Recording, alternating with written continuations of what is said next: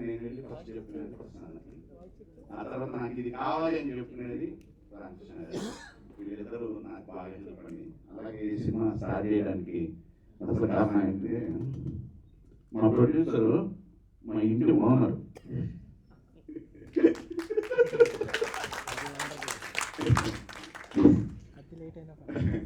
వాళ్ళ బాబు మ్యూజిక్ చేస్తాడు, చిన్న కుర్రాడు కానీ మ్యూజిక్ చాలా బాగా చేస్తాడు. ఇప్పుడు బ్యాక్గ్రౌండ్ స్కోర్ కానీ అన్నీ అతను చేసింది. అయితే మీ బాబు ఏం చేస్తాడు అని అడిగాను. మ్యూజిక్ చేస్తాడు అన్నాడు. అయితే నాకు చిన్న సినిమా ఆఫర్ ఉన్నాను అనే ఇంకో మాట మాట్లాడకుండా నా మీద నమ్మకంతో ఇది సినిమా స్టార్ట్ చేసినాను. అంటే నా ప్రతి సినిమాకి అమ్మాయి వస్తాడు, అట్లాగే అమ్మాయి చేతుల మీద అయింది. చాలా ప్రశాంతంగా ఏ టెన్షన్ లేకుండా ఫాస్ట్గా మూవీ కంప్లీట్ చేశాం. కాకపోతే కొంచెం లేట్ అవ్వడానికి కారణం ఏంటంటే సీజీ ఉందండి. సీజీ వల్ల కొంచెం లేట్ అయింది. మీకు ఈ విషయం ఏంటంటే, నేను ఒక డబ్బింగ్కే బయటకు వెళ్తాను, కంప్లీట్ మూవీ నా ఇంట్లో చేసుకుంటాను. ఎడిటింగ్ కాడి నుంచి, ఈఏ కాడి నుంచి, టైటిల్స్, టైటిల్స్ ప్రతిదీ కూడా నేను నా ఇంట్లో చేసుకుంటాను. నేను నా ఇంట్లో టెక్నీషియన్, మా అబ్బాయిని తయారు చేసుకున్నాను, మా పాపని తయారు చేసుకున్నాను. నేను కూడా టెక్నీషియన్.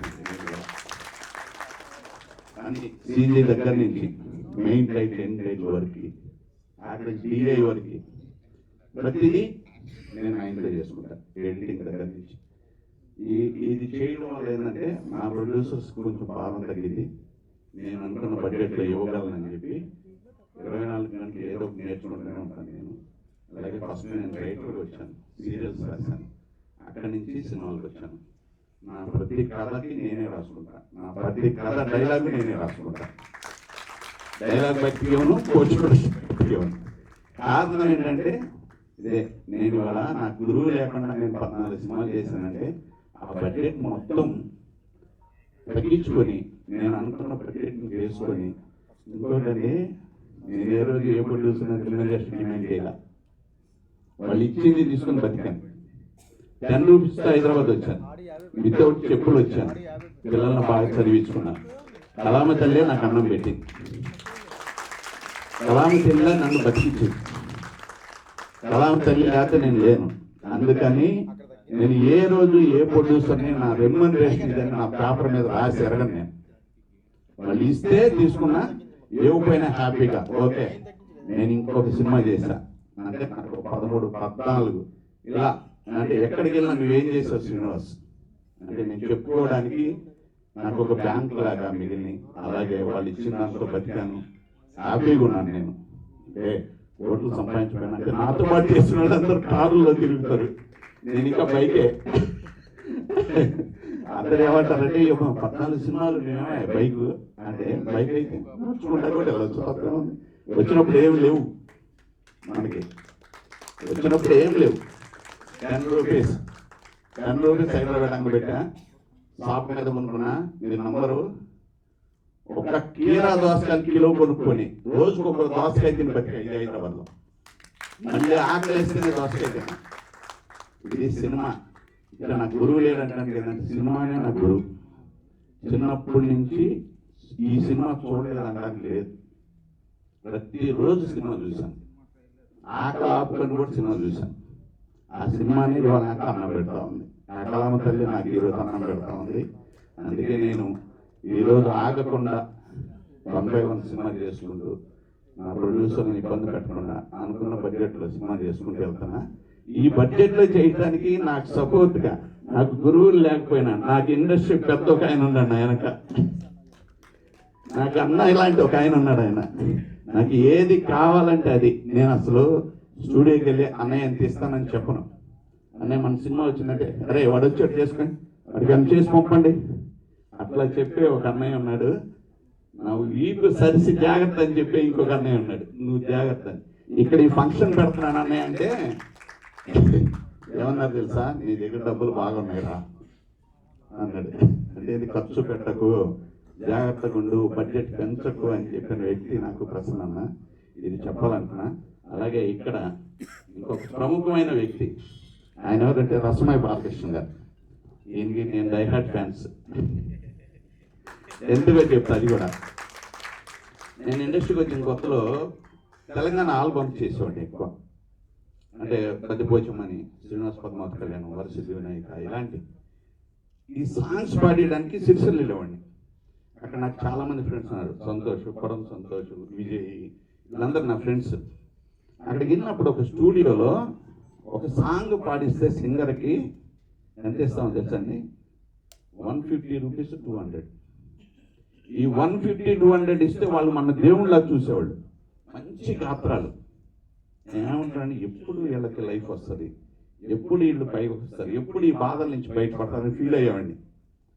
ఆ బాధను తీర్చింది ఒక కేసీఆర్, ఆయన ఆధ్వర్యంలో ఈయన.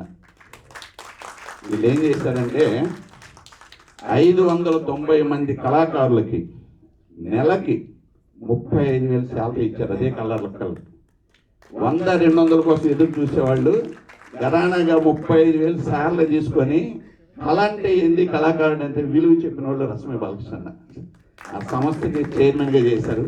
అందుకని అప్పటి నుంచి నేను రసమయ్య అన్నకి ఫిదా.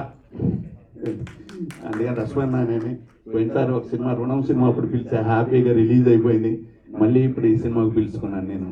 అది ఇక వీళ్ళందరి గురించి పేరు చెప్పా. మా మ్యూజిక్ డైరెక్టర్ ఈయన ఫస్ట్ నేను కూడా డౌట్ పడ్డా, ఈయన ఏం చేస్తాడు ఏంటి అని. నేను ఏఐలో షార్ట్ ఫిల్మ్ చేశాను. నేను నిరంతరం నేర్చుకుంటానండి. నేను ఇంటికి వెళ్తే నా సిస్టమ్ ముందే ఉంటాను, నిద్రలేసే సిస్టమే, మళ్ళీ బయటకు వచ్చే తప్ప సిస్టమ్ ముందే ఉంటా. ఈయనకి షార్ట్ ఫిలిమ్స్ ఇచ్చా, అసలు ఏఐలో చేసి ఒక మోరల్ నువ్వు ఎట్లా చేస్తావు, బ్యాక్గ్రౌండ్ స్కోర్ ఏంటి చెయ్యని ఒక 20 షార్ట్ ఫిలిమ్స్ ఇచ్చా. 20 షార్ట్ ఫిలిమ్స్ నంబర్ 1 చేశాడు. అప్పుడు ఒక నమ్మకం ఏర్పడింది, ఓకే నువ్వు మ్యూజిక్ డైరెక్టర్గా చేయొచ్చు అని చెప్పి చేశా. తర్వాత వెనక ఒక టోపీ పెట్టుకొని ఉన్నాడు మల్లిక్ తేజ, ఎంవి మల్లిక్ తేజ. నేను ఫస్ట్లో రైటర్గా నాకు పరిచయం, ఇవాళ యూట్యూబ్లో కింగ్, నంబర్ 1 కింగ్. అలాగే నా నెక్స్ట్ సినిమాకి కూడా మ్యూజిక్ డైరెక్టర్, ఒక సినిమాకి కూడా మ్యూజిక్ డైరెక్టర్ చేస్తున్నాడు ఆయన. అది మా బంధం ఒక 15 ఏళ్ళు 20 ఏళ్ళ నుంచి అట్లా మా బంధం నడిచింది. ఆ చివరిలో చేయి పెట్టుకున్న విజయ్, మేమంతా రూమ్మేట్స్. ఆ ఫ్రెండ్షిప్ను వదులుకోకుండా వచ్చా. ఇంకా ప్రదీప్ గారి గురించి మనం చాలా ఎంత చెప్పినా తక్కువే అది, ఎందుకంటే మీ నుండి మేము నేర్చుకుని వచ్చాం కాబట్టి మీ గురించి ఎక్కువ చెప్పలేము. అది ఇక గాంధీ గారు, మా బాబాయ్ ఏంటంటే నేను బాబాయ్ అని పిలిచా. ఒకరోజు నైట్ షూట్ చేస్తున్నాం. వీడు నిహాన్, వీడు సింగిల్ టేక్ ఆర్టిస్ట్. వీడేం చేశాడంటే నైట్ 2 అయిపోయింది, నిద్ర వచ్చేస్తుంది. నాకు కూడా బాధ వేసేసి అది శ్మశానంలో బాబాయ్ ప్యాకప్ చేద్దాం బాబాయ్ అంటే, తమ్ముడు నువ్వు మళ్ళీ బడ్జెట్ పెరిగిద్దని వీడిని పట్టుకొని అటు ఇటు తిప్పి కాసేపు ఆడిచ్చి ఆ రోజు సబ్జెక్ట్ ఫినిష్ చేసాం. అంటే వీళ్ళందరూ ఒకళ్ళు కాదు, విజయలక్ష్మి గారు ఇంకేంటంటే ఫస్ట్ పిలిచి కథ చెప్పా, ఫస్ట్ ఆమెకే చెప్పి అమ్మ మీ గురించి ఎట్లా చెప్తాను, నేను ఎక్కువ ఇవ్వలేను అన్నాను. అసలు నువ్వు డబ్బులు వద్దు నాన్న, నాకు నా కొడుకు అనిపించావు ఏంది. అది నేను ఎంత ఇవ్వాలనుకున్నానో అంత అయితే ఇచ్చానండి ప్రతి ఒక్కళ్ళకి. అందరూ ఈ సినిమాకి నాకు ఇది అని ఎవ్వరు నన్ను డిమాండ్ చేయలేదండి. నేను ఇస్తానందు ఇది బాబాయ్, ఇది ఇవ్వగలను అమ్మ అన్నాను. ప్రతి ఒక్కళ్ళు నాకు సహకరించారు ఈ సినిమాకి. అందువల్ల ఈ సినిమా తొందరగా తీశాను. సీజీ వల్ల కొంచెం లేట్ అయింది. ఇంకా మల్లారెడ్డి గారు, సీనన్న, వీళ్ళందరినీ ఒక్క కాలే ఏమి ఇస్తామని కూడా అడగల వాళ్ళు. ఒక కాల్తో వచ్చి నాతో అన్ని చేశారు. మీ అందరికీ ధన్యవాదాలు. అలాగే ఇంకోసారి రస్మయ్య అన్నకి, ప్రదీప్ గారికి, మా అన్నయ్య ప్రసన్న అన్నకి, మా అన్నయ్య రామకృష్ణ అన్నకి అందరికీ ధన్యవాదాలు. అలాగే మా డిఓపి అదారు ముందుగా వీడు, నేను ఫస్ట్ దేవదాస్ స్టైల్ మార్చాను తనిష్తో తీసానండి. అప్పుడు అసిస్టెంట్గా వచ్చాడు నా దగ్గరికి. ఈ సినిమా కొద్దిగా చిన్న బడ్జెట్లో చేస్తున్నాను రా అని పిలిచా. ఇంకేం మాట్లాడుకుంటూ వచ్చేసి వర్క్ చేసి వెళ్ళిపోయాడు. మంచి వర్క్ చేశాను నాకు గోపి. అలాగే చాలామంది మా ప్రొడక్షన్ బాబా శంకర్ కానీ వీళ్ళందరూ ప్రతి ఒక్కరు నాకు సహకరించారు. వాళ్ళందరికీ ధన్యవాదాలు తెలియజేసుకుంటున్నాను. అలాగే మా హీరో మా 2 సినిమాలు చిన్న క్యారెక్టర్లు చేశాడండి. ఒకరోజు ఫోన్ చేశా, ఎక్కడ ఉన్నావు ఛాయిస్లో కలుద్దాం రా అన్నాడు. ఎక్కడైతే ఛాయిస్ వెళ్ళాం అన్న. ఒక చిన్న అన్నయ్య ఇది కూడా ఇంతేనా అన్నాడు. లేదు ఈ సినిమాలో నువ్వు హీరో అన్నా. నేను హీరోనా అంటే కథ కరెక్ట్గా ఉంటుంది, నీకు ఒక ఫ్యామిలీ నెంబర్ కానీ చక్కగా నీట్గా ఉండేదంటే కథ చెప్పాను. చెప్పినాక అసలు ఒకటే అంటే నేనేమి చెప్తా, నువ్వు నాకేమి ఇవ్వద్దు, నేను వచ్చేస్తా అన్నాడు. నేను ఇవ్వలేదని ఎవరు ఇవ్వకుండా ఉండదు. అట్లా ప్రతి ఒక్కళ్ళు నాకు హెల్ప్ చేశారు. అందరికీ సోమేష్ గారికి మీకు చాలా థ్యాంక్స్. ఎందుకంటే నేను ఒకే ఒక్క మాట అన్నాయి, నేను చెప్పింది ఒక్క మాటకి ఆయన నేను వస్తున్న పదా అని చెప్పి చేశారనమాట. అది ఇంత హెల్ప్ చేసినందుకు ఈ సినిమా ఈరోజు ఈ రూపంలో మీ ముందుకి తీసుకురాబోతున్నా. అలాగే మీడియా వారికి చెప్తున్నాను, ఎందుకంటే నాకు ఉంది 2 ఇక్కడ పిల్లర్లు ఇండస్ట్రీలో. నేను ఎక్కడో పని చేయలేదు, నేను నా శ్రమతో నేను వచ్చాను. ఇది 14th మూవీ అవుతుంది నాది. కొంచెం మీరు కూడా ప్రమోట్ చేసి నన్ను కొంచెం ముందుకు తీసుకెళ్ళాలని నేను అందరిని ప్రార్థిస్తున్నాను. థ్యాంక్స్ అండి. హాయ్, నేను మీ Teja Vihaan. Please subscribe tea time Telugu. Hi, this is Geetika Ratan. Subscribe to tea time Telugu. Hi అండి, అందరికీ నమస్కారం. నేను మీ యాక్టర్ జెమినీ సురేష్ అండి. టీ టైమ్ తెలుగు అనగానే ఇక్కడ కనెక్ట్ అయింది. సో టీ టైంకి సబ్స్క్రైబ్ చేయండి. మన ఇంట్లో మనం మధ్యాహ్నం లేకపోతే ఈవినింగ్ వేడి టీ తాగుతున్నంత అద్భుతమైన కంటెంట్ని టీ టైం మనకి అందించిపోతుందండి. డెఫినెట్గా మీరు ఫాలో చేయండి, సబ్స్క్రైబ్ చేయండి. I wish you all the best. Tea time Telugu.